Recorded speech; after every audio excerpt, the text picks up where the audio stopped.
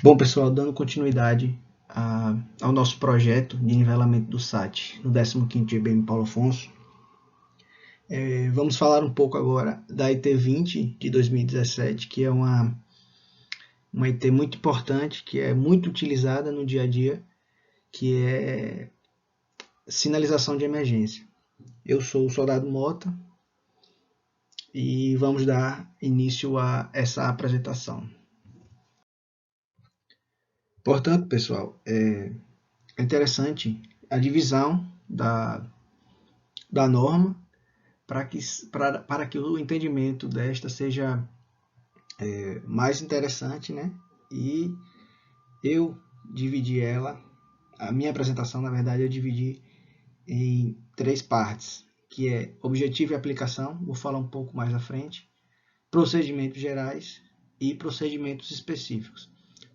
Na norma, a divisão é um pouco diferente, ela divide objetivo separado de aplicação, coloca a parte de referências normativas que eu deixei para ser apresentado no final do slide, definições, procedimentos gerais e procedimentos específicos. Essa é a divisão na norma, porém eu achei melhor dividir dessa forma e vamos falar um pouco agora do objetivo da aplicação dessa norma. Então, lá no decreto 16.302 de 2015, no seu artigo 4º, ele cita que a sinalização de emergência é destinada a alertar sobre os riscos e ajudar a localizar equipamentos é uma medida de segurança contra incêndio e pânico. Então, como no decreto estadual cita a sinalização, né, como uma medida de segurança contra incêndio e pânico, essa norma, essa instrução técnica, na verdade, vem fixar as condições exigíveis que devem satisfazer o sistema de emergência em edificações, estruturas e áreas de risco, conforme cita lá no decreto. Tem como aplicação todas as edificações, estruturas e áreas de risco, exceto residências unifamiliares, isso localizado no estado da Bahia. Aqui eu trouxe alguns exemplos, mas que serão explicadas cada caso, né, cada tipo de sinalização, mas a princípio são sinalizações de proibição, alerta, orientação e salvamento e localização de equipamentos. Essas sinalizações são sinalizações consideradas pela instrução técnica, sinalizações básicas, e além das básicas, existem sinalizações complementares, né, que serão explicadas cada uma dessas básicas e cada uma das complementares mais à frente nessa apresentação.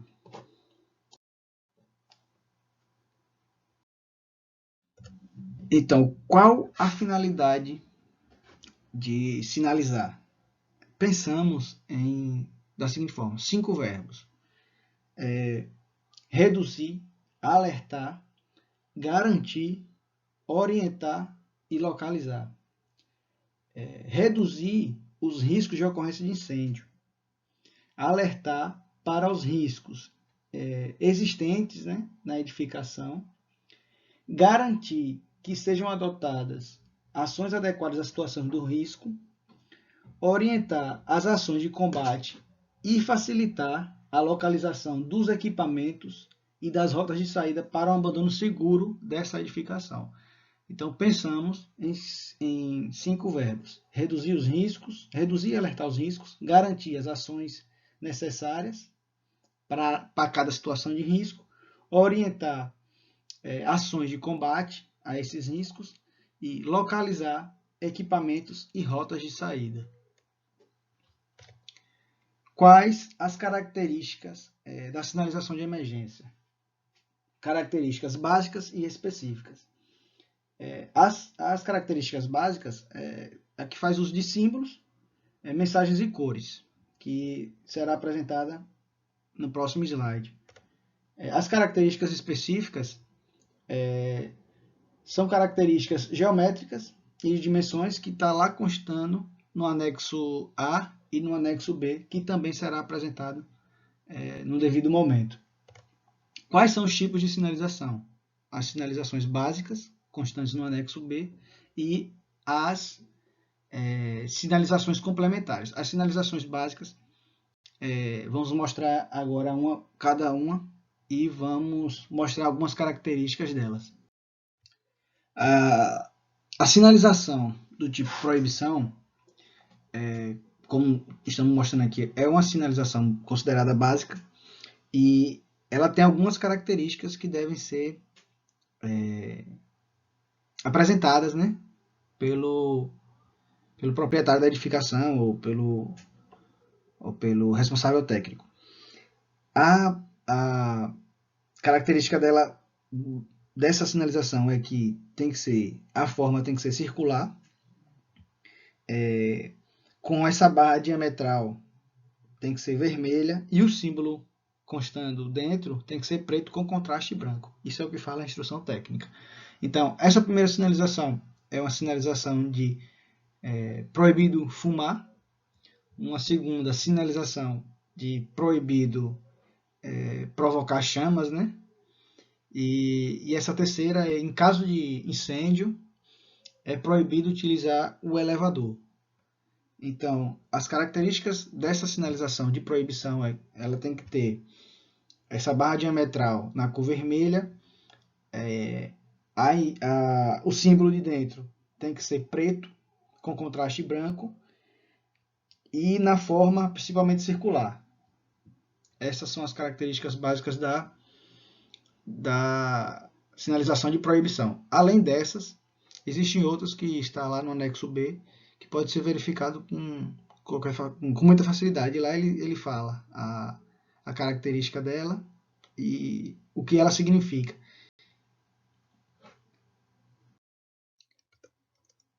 Dando continuidade, aqui é uma sinalização de alerta, que também possui essa característica, porém com algumas cores e formas diferentes da sinalização de proibição. A sinalização de alerta tem que ser triangular, o contraste de dentro tem que ser amarelo, o símbolo de dentro também tem que ser preto e a moldura preta. Então, são características de cada uma. A de proibição tem as suas cores, a sua forma, a de alerta tem a sua forma, que no caso tem que ser triangular, com contraste amarelo, o símbolo de dentro tem que ser preto e o contraste, a moldura, né, perdão, tem que ser preto também. Nessa primeira, ela informa que existe um risco de incêndio. A segunda, um risco tem que estar os funcionários as pessoas que estão na edificação tem que ter um cuidado, né? Tá alerta em relação a um possível choque elétrico, né? Um risco de choque elétrico. E a terceira informa que existe um risco de radiação, né?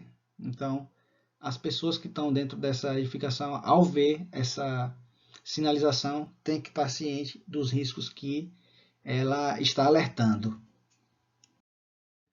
Nessa sinalização do tipo orientação e salvamento, na instrução técnica ela disse que pode ser tanto retangular quanto quadrada a sua forma. Ela diz na instrução que obrigatoriamente a cor do fundo tem que ser verde, né?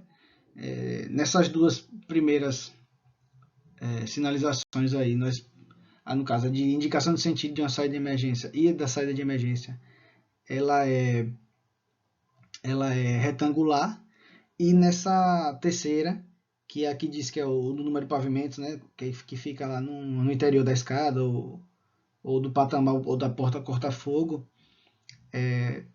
ela tá na forma quadrada.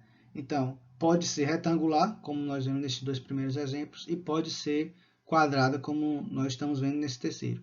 Nesse tipo de sinalização e na sinalização de equipamentos, de localização de equipamentos, existe uma característica que nas outras sinalizações não existiam, que é a característica do contraste dessa sinalização tem que ser obrigatoriamente fotoluminescente.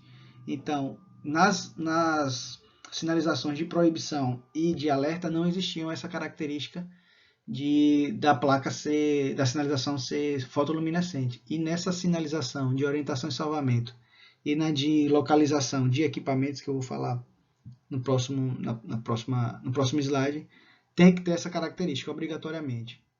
Tem que ter a característica de fotoluminescente. Aí, como eu estava falando no outro slide, a diferença da sinalização de orientação e salvamento para essa de equipamento é basicamente a cor. Né? Percebemos que lá na sinalização de orientação e salvamento é verde, a cor predominante, e a cor predominante do fundo, e na de sinalização de equipamentos, né?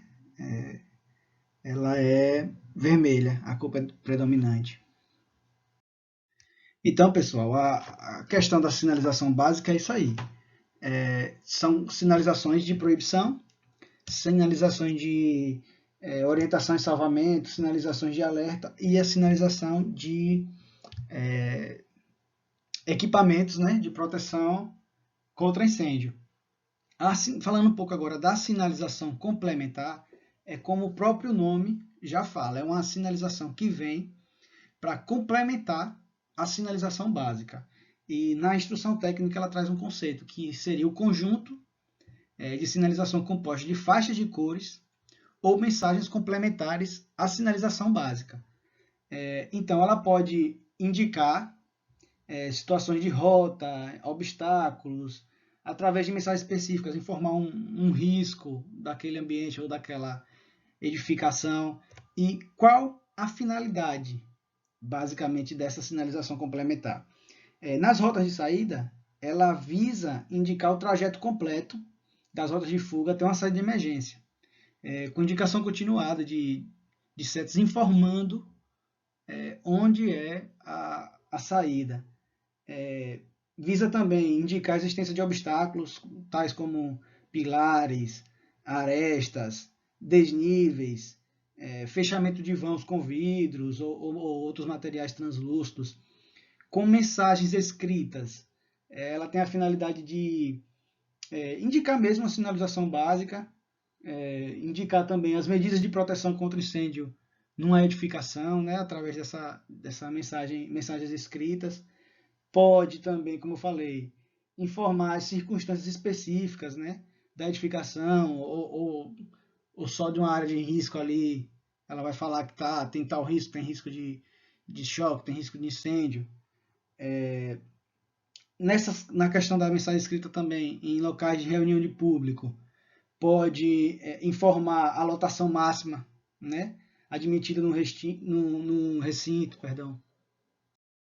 E também, através de pintura diferenciada, ela pode informar, né, identificar os sistemas fixos de combate a incêndio, né, as tubulações, os acessórios utilizados, né, para o sistema de hidrante e chuveiros automáticos.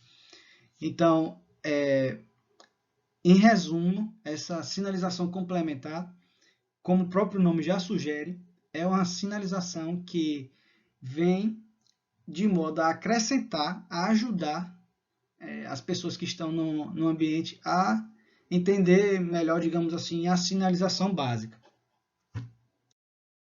Falando um pouco agora sobre os procedimentos específicos, né, que a IT menciona, na sinalização de orientação e salvamento, é uma observação que tem que ser feita, todas as mudanças de direção, saídas, escadas, têm que ser sinalizadas, né?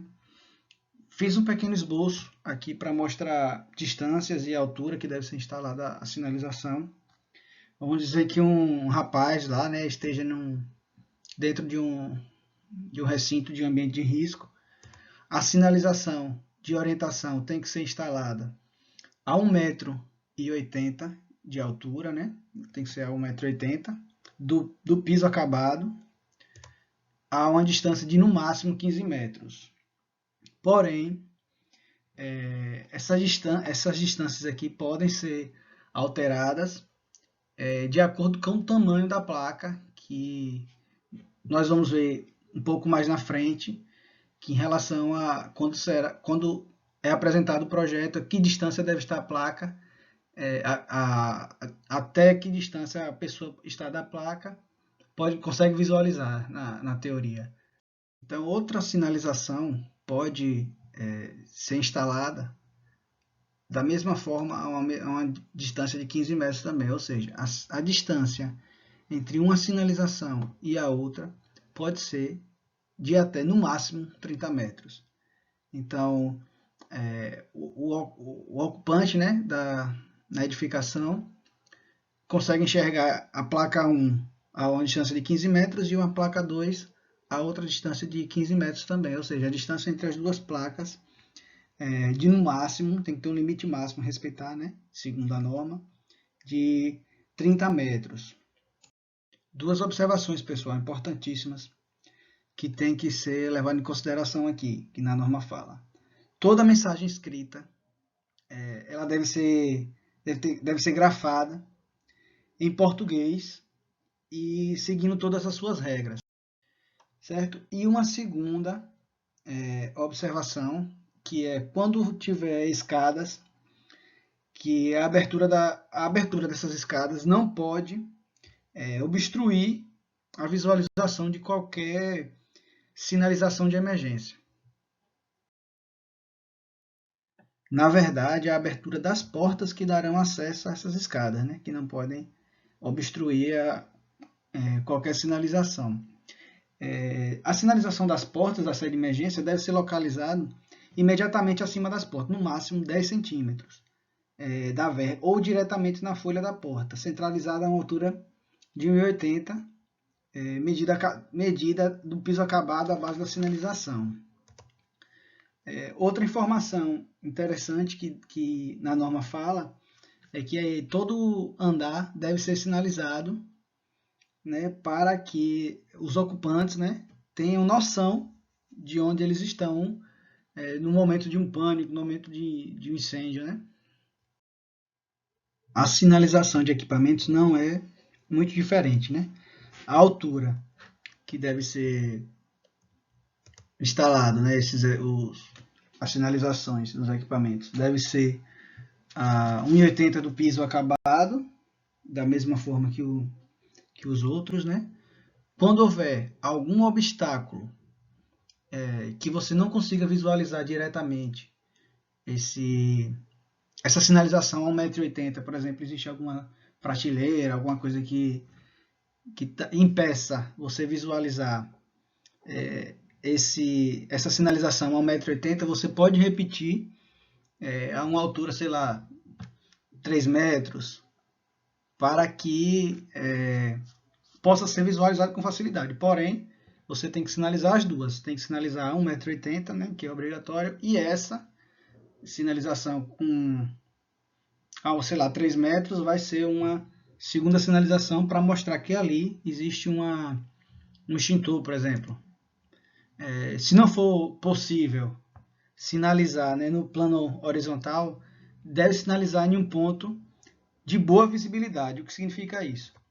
Tem um extintor lá na parede e você não consegue visualizar ele a partir de um ponto, por algum motivo. Então você pode, até uma distância de 7,5 metros, instalar uma placa com uma seta e junto dessa seta informar que existe um extintor. Ou seja, nessa sinalização há no máximo 7,5 metros, uma seta indicando que a 7,5 metros à esquerda existe um extintor, né? Uma observação importantíssima. Quando se tratar de hidrante e extintor de incêndio instalados em garagem, área de fabricação, depósito e locais utilizados para movimentação de mercadorias e de grande varejo, deve ser implantado também a sinalização de piso, certo? Em relação à obrigatoriedade da sinalização complementar, a instrução técnica traz algumas informações. Toda vez que tiver um desnível, rebaixamento do teto, elemento translúcidos e transparente, como é o caso do vidro, né, e saliências de elementos construtivos que reduzam a largura das rotas, ou até extintores, né? Ou caixa de hidrante, que impeçam, né? Impeçam não, que diminuam essas rotas de saída, devem ser sinalizadas. A questão do desnível de piso e essas saliências, ela fala que devem ser aplicadas verticalmente a uma altura de meio metro do piso acabado, com comprimento mínimo de 1 metro.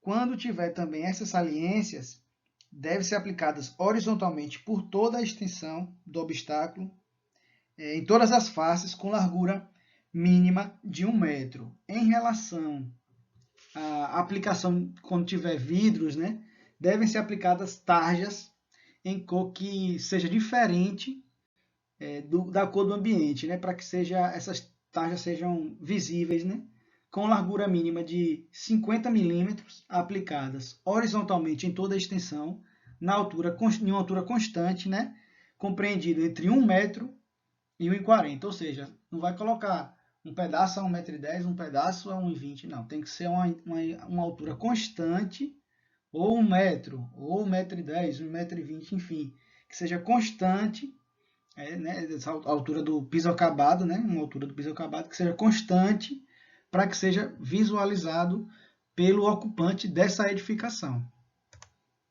Aqui são os exemplos, né,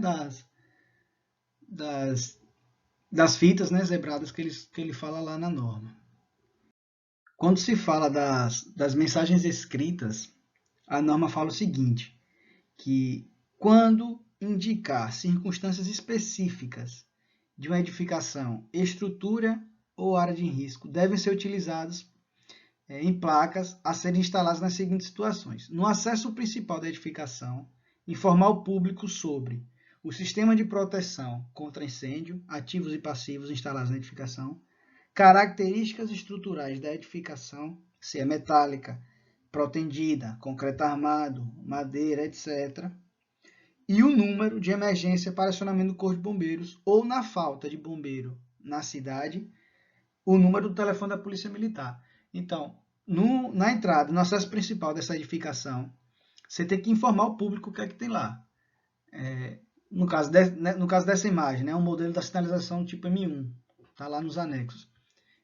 Nessa edificação consta extintor de incêndio, consta hidrante, consta iluminação de emergência, alarme de incêndio, detecção automática de fumaça e calor, chuveiros automáticos, escada de segurança, sinalização. A edificação é de que tipo? Nesse caso é estrutura, edificação e estrutura metálica. E aqui embaixo ele traz também o número do Corpo de Bombeiros. Na ausência de bombeiros nessa cidade, ele fala, a instrução diz que é para colocar o número da polícia, né? Que seria 190. Aqui também falam outras sinalizações. M2, M3, M4. Lotação máxima. X pessoas sentadas. Y pessoas em pé. Então, é uma sinalização que você vai indicar a lotação máxima admitida nesse recinto e deve ser instalada na entrada principal dos recintos onde tenham reunião de público. Essa aqui, aperte e empurra, para quê? Para quando você tiver portas com dispositivo antipânico, você utilizar essa mensagem para facilitar o entendimento do ocupante do recinto. O símbolo retangular, fundo verde e escrito aperte e empurre, fotoluminescente. E da mesma forma, são outras sinalizações que a instrução técnica vem trazendo falando. Porta corta-fogo, por exemplo, mantenha fechada. São sinalizações que utilizam-se através de mensagens escritas e, como eu falei anteriormente, tem que ser grafadas em português e português seguindo as suas regras. Se for utilizado outra língua, por exemplo, espanhol, inglês, tem que ser considerada como sinalização complementar. Não pode ser apenas uma sinalização em inglês. Por exemplo, saída em inglês. Não, tem que ser saída em inglês e tem que ter a saída em português. Olha aí, pessoal. outra informação de obrigatoriedade de sinalização complementar, que nem sempre a obrigatoriedade é só das sinalizações básicas, não, a sinalização complementar também existe obrigatoriedade. Na parte de demarcação de área específica, por exemplo, as áreas depósito de mercadorias, máquinas, equipamentos industriais, estacionamentos em locais de armazenamento e locais de circulação de pedestres, no caso as faixas de pedestres, têm que ser demarcadas. No caso das áreas destinadas a depósito de mercadorias, máquinas, equipamentos industriais, tem que demarcar. Por quê? Porque tem que separar o local, por exemplo, do material e os corredores de circulação de pessoas. Em relação à faixa de pedestre, tem que ser onde existe vagas de estacionamento de veículos e depósito de mercadorias, ou seja, tem que ser um formato de uma faixa de pedestre na cor branca, paralela entre si, né? Pode ser um retângulo ou um quadrado de pelo menos 1,20 de largura por 1,80 de comprimento. Então, nesses locais de vagas de estacionamento de veículos e depósito de mercadorias, tem que ter uma sinalização complementar de faixa de pedestre. Falando do sistema hidráulico fixo de combate a incêndio, no caso os sprinklers e os hidrantes, algumas informações são interessantes eu passar aqui. No caso, as tubulações aparentes que não estão na alvenaria, no caso, nem na parede nem no piso, elas devem ser pintadas na cor vermelha, né? Isso é o que a instrução técnica vem trazendo. Em relação à porta dos abrigos dos hidrantes, elas podem ser pintadas de outra cor, combinando, né, com a arquitetura e decoração do ambiente. Porém, tem que ter o dístico incêndio, né, com fundo vermelho e com inscrição na cor branca ou amarela. E podem possuir também essas aberturas no centro, né, com área mínima de 0,04 metros quadrados. Fechada, claro, logicamente, com algum material transparente, vidro, acrílico, por exemplo, e identificada o disco incêndio com fundo vermelho e inscrição na cor branca ou amarela. No caso da tampa do abrigo do resiste de recalque, deve ser pintado na cor vermelha. Agora, duas informações que é interessante ser dita aqui. Todos os acessórios hidráulicos, no caso válvula de retenção, registro de paragem, válvula de alarme e de governo, devem receber pintura na cor amarela, certo? Não é na cor vermelha. Todos os acessórios hidráulicos têm que ser na cor amarela. E a segunda informação é que, quando houver 2 ou mais registros de recalque na edificação, no caso que tenha sistemas diferenciados de proteção contra incêndio, né, hidrantes e chuveiros automáticos, deve haver indicação específica no interior dos respectivos abrigos. Inscrição H para hidrantes e CA, no caso, né, para chuveiros automáticos. E pode ser SPK também, que são os sprinklers.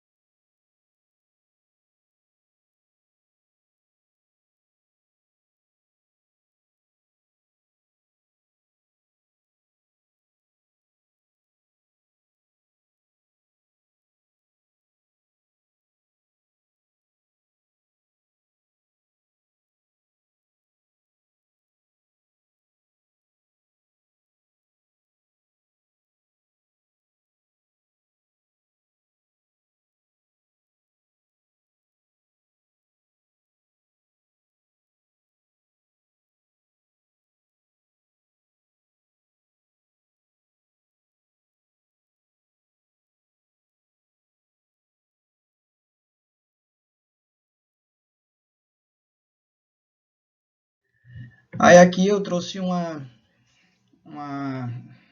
exemplo, né, de sinalização que ele fala, né, que lá um dos requisitos é que a sinalização de orientação e salvamento deve possuir o efeito fotoluminescente, como podemos observar nessa imagem. Está um pouco desfocada, mas foi uma imagem muito interessante que eu achei para colocar nessa apresentação. E em relação ao projeto executivo, que o projeto o projeto de sinalização deve ser apresentado no Corpo de Bombeiros, né? Então, na parte superior do círculo, ela vai possuir o código, que esses códigos está lá no anexo B, pode ser encontrado no anexo B, e na parte inferior deve constar as dimensões, no caso, o tamanho da placa, né? A instrução também traz dizendo que na apresentação do projeto deve constar a legenda, né, contendo todos os símbolos adotados, conforme o anexo B, e o quadro de quantidade de placas de sinalização discriminadas por tipo de dimensão. Então, no caso, o projeto executivo de sinalização de emergência deve ser constituído de memoriais descritivos do sistema de sinalização e de plantas baixas da edificação, e que onde conste, né, o tipo de dimensão das sinalizações apropriadas. Aí, senhores, mostrando aqui o anexo A, esse anexo ele informa as formas geométricas, né, e dimensões para sinalizações de emergência. Por exemplo, uma sinalização de proibição. Se ela tiver um diâmetro, né, de 400 milímetros, ela pode ser enxergada até 16 metros. Se ela tiver um diâmetro de 757 milímetros, ela consegue ser enxergada até 30 metros. E assim vai. Por exemplo, eu até trouxe no próximo slide, eu até trouxe uma explicação mais detalhada com um esquemazinho que informa essas distâncias, e vamos passar aqui para mostrar para vocês. Aí, pessoal, nosso colega Arezinho aí, mais uma vez, dando a força ao soldado Mota. Uma sinalização vai estar lá, né? É 1,80 m do piso acabado. Uma sinalização de 95 milímetros por 190 milímetros, Arezinho vai conseguir enxergar a 6 metros. Uma sinalização de 190 milímetros por 380 milímetros, ele vai conseguir enxergar a 12 metros de distância dele. E uma sinalização de 38 centímetros por 76 centímetros, ele vai conseguir enxergar a uma distância de 24 metros, de acordo com esse anexo A aí que foi apresentado no slide anterior, certo? Então, a distância de visualização dessa sinalização vai depender do tamanho dessa placa, certo? Quais são os materiais utilizados para a fabricação dessas sinalizações? Ela pode ser de plástico, metálica ou outro material semelhante. Quais são as características? Possuir resistência mecânica, não propagar chamas, resistir a agentes químicos de limpeza e resistir à água e ao intemperismo. Então, quais são os ângulos, né? Porque as placas, elas podem ser, as placas de sinalizações podem ser tipo plana, como a gente viu durante toda a apresentação, porém ela pode ser angular. E quando angular, ela deve possuir as seguintes especificações, né? Como vou mostrar nessa imagem aqui. Ela tem que ter um ângulo de 45 graus, tem que ser um triângulo retângulo, no caso, né? Em relação à parede. Como nessa imagem aqui que a gente consegue ver. Ela não está muito visível, porém dá para enxergar que é uma placa angular. Em relação à manutenção, a sinalização de emergência utilizada na edificação, ela deve ser objeto de inspeção periódica para efeito de manutenção, desde uma simples limpeza, né, dela até uma substituição por uma outra nova, quando essas propriedades físicas e químicas deixarem de produzir um efeito visual para quais foram confeccionadas, né? Aí, pessoal, a partir daqui são imagens do anexo C que nós trouxemos como exemplo de sinalização. A 1,80 m, em caso de incêndio, não usa o elevador, é uma placa de proibição, percebemos aí. Uma porta que ela traz a sinalização de saída a 1,80 m e uma sinalização complementar dizendo que é uma porta corta-fogo, como nós vimos. E interessante também que possui a placa de térreo, né? Informando que essa porta dá acesso ao térreo da edificação. Continuamos aqui com outros exemplos, que seria o caso de abrigo de mangueira hidrante, né? Esse aí, sinalizado também a 1,80 m. A sinalização de extintores, né? E nessa imagem aqui, nós percebemos que possui dois tipos de sinalização, que a gente falou durante toda a apresentação, que seria as sinalizações básicas, que você consegue visualizar aí, as sinalizações de orientação e salvamento, e percebemos também as sinalizações complementares, né, de orientação e salvamento, e aqui informa que existe uma restrição no fluxo, certo, pessoal? Então, pessoal, essas aqui foram as referências, né, utilizadas na apresentação, que são as referências da instrução técnica número 20, que ela tem como base, né, a instrução técnica número 20 também do Corpo de Bombeiros da Polícia Militar do Estado de São Paulo. Pessoal, eu agradeço muito aos senhores aí pela paciência, e se falei alguma besteira durante toda a apresentação aí, que possamos conversar pelo grupo do WhatsApp aí.